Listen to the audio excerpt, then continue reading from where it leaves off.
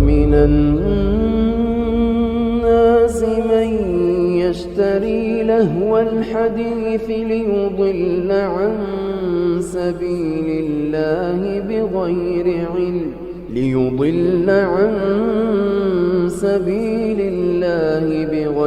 علم ويتخذها هزوا أولئك لهم عذاب مهين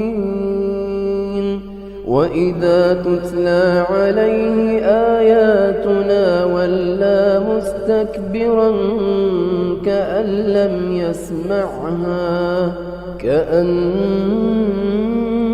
في أذنيه وقرا فبشره بعذاب أليم. Everybody likes music. Everybody enjoys music. Everybody enjoys singing and dancing and being cheerful. So why would someone say it's haram? It's very simple. To know the ruling over something, we have to go back to the Quran and Muslim. We are Muslims. We have to go back to the Quran and to the Sunnah. Do we get our religion from out of the Quran and Sunnah? No. If you go to the Sunnah, the most authentic book for Muslims, any Muslim Sunni, you would ask him, you would say Sahih al-Bukhari. This is the most authentic book on earth after the Quran. And in Sahih al-Bukhari, the Prophet ﷺ tells us that there will be people of my ummah making haram things halal. And they would make adultery, fornication. They would make silk. They would make consuming intoxicants, khamr. And music instruments halal. 4 things. The Prophet ﷺ told us that there will come people who would make these haram things halal. So the Prophet is the one who told us that music is haram. And the evidence behind it is overwhelming. There is no scholar on earth, Muslim scholar, that allows you to listen to Beyonce and Madonna and Michael Jackson and those. That is completely out because, number one, it's dirty, it's filthy, the lyrics are horrible, terrible. They encourage you to move your body and to shake your thing, as they say. May Allah forgive us, really. You move your body, you are sexually hyped up. So it's a dirty industry. Ask those who are in it. It's filthy. When you hear about music, you hear about how to attract the opposite sex, and it's all about love and all about, your emotions. And so at home you're not happy. When you go to work, you see someone you're working with and you're busy thinking, ooh, the music fits exactly here, and so on. Things are happening. People are tampering with our minds. The power that music has on humans' mind has been well documented for thousands of years. Hundreds of scientific studies have proven that music can have a profound effect on human emotions, sensory perceptions, and behavior. In 1839, Heinrich Wilhelm Doof made a fascinating audio discovery when he uncovered this strange phenomenon of binaural beats, which are special frequencies within music that affect how brainwaves behave and consequently our mood. A more recent study in 2012 by psychologist Annette Schirmer uncovered that our perception of the external world can be directly affected by musical rhythm, because our brainwaves become in sync with auditory beats. What's most intriguing about this study is that Schirmer realized that when people move in synchrony, they are more likely to perceive the world in synchrony. This means that our mental process can be altered simply by using music to manipulate brainwave oscillations.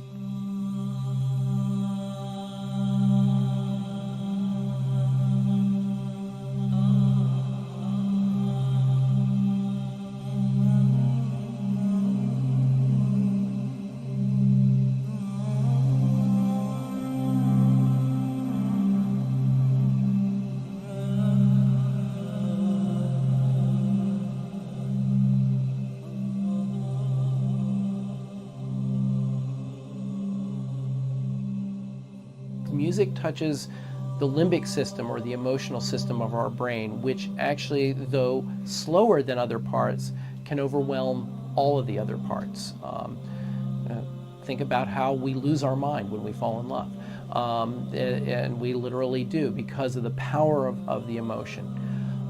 That being said, the music system has been very unresponsive even to industry-applied ratings. All that they had been willing to do was to put parental advisory on the outside of CDs. They would not print lyrics in a visible place.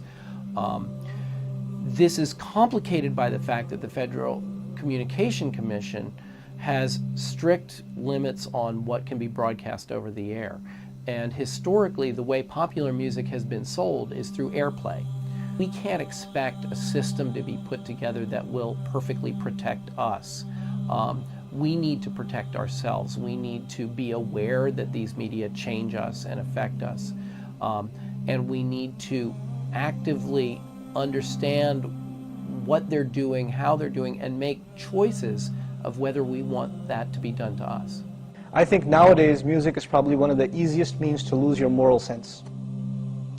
Music is audio pornography today. That's what it is.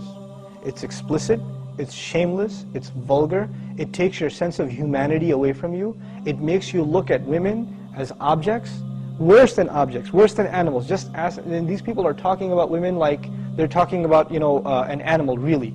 And when you constantly, listen to garbage like that, then you get deviated. And you don't find pleasure except in disobedience to Allah, and that's a sign of a sick heart.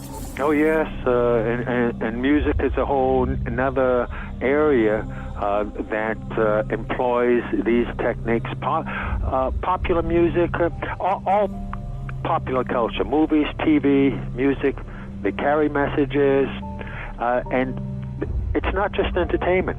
Entertainment is not value-free. It has ideological content. It presents a worldview that influences the people who are watching or listening. So we've got this disconnect, thinking that entertainment is harmless when it's the most important delivery system of propaganda, because it influences people without their conscious awareness, and that's the ultimate in controlling people in society, is to do it without them being aware of it. Now, you can't even listen to the lyrics because they're so disgusting, right? They are so filthy. And Fakhruddin al-Razi, in his commentary, says about the verse in the Quran where Shaitan, that you will try to seduce them with your voice, he says by giving them foul lyrics that their children will memorize and repeat. That's in Mafatih al-Ghaib. That was in the 13th century. So what are we doing now? This is the khutuwat of Shaitan. He's taken people by degrees. 2.5 hours per day for teenagers in the United States listening to music. 2.5 hours per day. 1 in 3 popular songs now contain explicit references. The number of times an adolescent is exposed to explicit substance references, 35 per hour. They're listening to 2.5 hours a day, 35 per hour, 84 per day, 591 per week, being told about alcohol and drugs in these lyrics. These are the khutuwat of Shaitan. 30,700 a year. References to drug or alcohol in songs. Pop, 9%. Rock, 14%. Hip-hop, R&B hip-hop, 20%. Country, 36%. Rap, 77%. And we've got all these kids listening to rap. This is what they worship, these Satanists. Baphomet. If you notice, he's androgynous. So it's a male-female mixture. Also making these signs. You see the signs he's making using this sign because 11 is the devil's number. Because 11 is 1 beside 1. In their numerology, they use 11 a lot. And they like multiples of 11. 11, 22, 33, 66. They like these multiples. In their magic, they know the secrets of numbers. And so they use numbers. The Prophet ﷺ, when they used magic on him, they blew on 11 knots. 11 uqda. And this is why the Mu'awwidhatayn has 11 ayahs, because it protects against their magic. So this is real stuff, people. I'm not making this up. This is real stuff. You can see Madonna imitating here Baphomet, right? Because she's one of them, and she's a numerologist. She is a numerologist. She practices numerology. Lady Gaga's got tens of millions of followers. So the devil has plenty of followers on Twitter. Now this man over here, LaVey, started the Church of Satan he wrote a satanic Bible, and he explained that that symbol that they're all doing, that symbol, he said, was a curse symbol of devils. That's the way they put curses on people. And you've got people at rock concerts, they're all doing it, thinking it's cool. Marilyn Manson was a follower of Anton LaVey. He has tens of thousands of people go to his rock concerts. He has them openly denounce God. Openly. He says, I want you all to reject God tonight. And they all do it. So this is real stuff, people. He's very committed to this. He's a minister in the Church of Satan. And they use music. Because music is fitna. It's enticing. It sucks you in. You like it. It's enjoyable. Now, here's Miley with her little horn hair. Right? What is this? She had millions of followers of little kids in America, and this is what she turned into. And if you look, you see, where did she get that? Kali, a demon from the Hindu tradition of destruction, because this is a destroyer of the innocence of youth. She has literally, she's possessed by Kali. And she couldn't stop putting her tongue out. She was even asked, why do you do that? She said, I feel compelled to do it. Because this is who's really moving things around, Kali, a demon. If you notice, they use also backwards. It's haram to recite the Quran backwards. This is well known because in magic, they recite things backwards. Aleister Crowley taught them to learn how to talk backwards. John Lennon actually knew how to speak backwards. There's recordings of him speaking backwards. And they do backmasking on their albums where they actually play things in reverse. Led Zeppelin, followers of Aleister Crowley, did this on one of their albums. So you're getting literally magical messages. I think that we all, as artists, because we're highly sensitive people, and this machine around us, this so-called music industry, is such a demonic thing. It sacrifices people's lives and their essences. The number one problem in Hollywood was and is and always will be pedophilia. That's the biggest problem for children in this industry. The casting couch even applies to children. Oh yeah. Not in the same way. It's all done under the radar. Nobody talks about pedophilia. It's the big secret. And it's widespread? Oh yeah. Now, but didn't you release a CD like almost 10 years ago? Yeah, I mean, I released a gospel record when I was 15 because I grew up in, a household where all I ever did was listen to gospel music, and my parents are both traveling ministers, and so I kind of sang about, what was going on in my life at 15, and that's how I got introduced to the music industry. Because I swear I wanted to be like the Amy Grant of music. Yeah. But it didn't work out, and so I sold my soul to the devil. I sold my soul to the devil. I know it's a crack deal.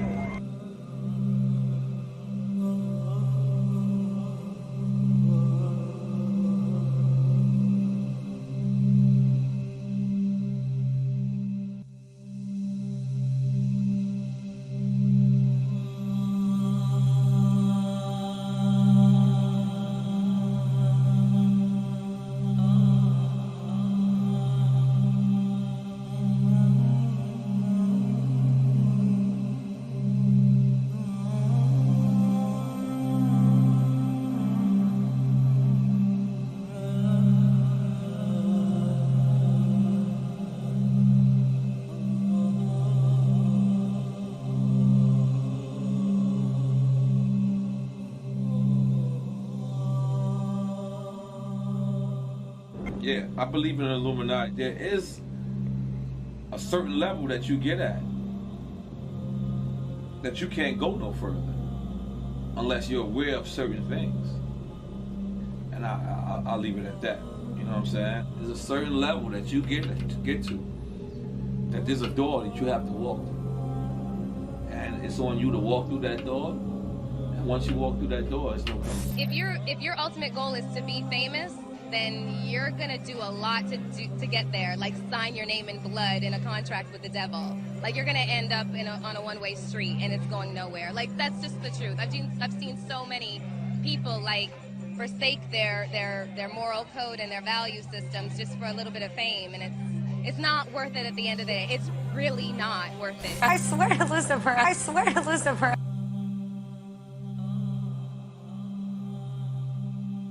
We're seeing a society that not only has a lot more people of lower IQ, but a lot fewer people of higher IQ. In other words, a dumbing down, a chemical dumbing down of society.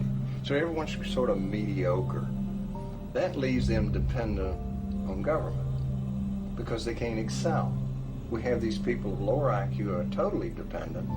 Then we have this mass of people who are going to believe anything they're told because they can't really think clearly. And very few people of very high IQ who have good cognitive function who can figure this all out. And that's what they want. So, you know, you can kind of piece it together as to why they are so insistent in spending so many hundreds of millions of dollars of propaganda money to dumb down society. Now you see in the West, people listen to music all the time. They're always plugged in. They get in their car, they turn on the music. They walk, they put in their earphones and they listen to their music, and people have long playlists. They spend a lot of money on these things, and so they're lost. They don't have free time to think anymore because their lives are filled with sound. So the demons have immense tools that they've never had before, and they're using them very effectively.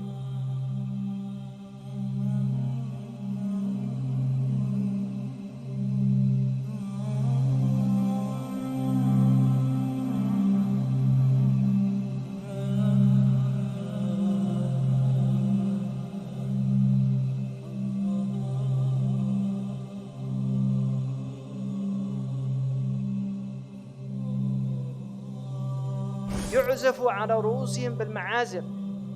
Musical instruments will be on their heads. How did he know about that? That's what it says. I didn't make that up. It says they'll have ma'azif على رؤوسهم ma'azif. On their heads are musical instruments. Who would have known what that meant at the time of our Prophet ﷺ? But now we see it, all these people everywhere. Your mind is filled with their thoughts. You're not even yourself anymore. You're listening to Rihanna or Madonna or Haifa Wahbi or whoever the latest fashionable singer is. أعوذ بالله من الشيطان الرجيم. اللهم بلغ. اللهم بلغ.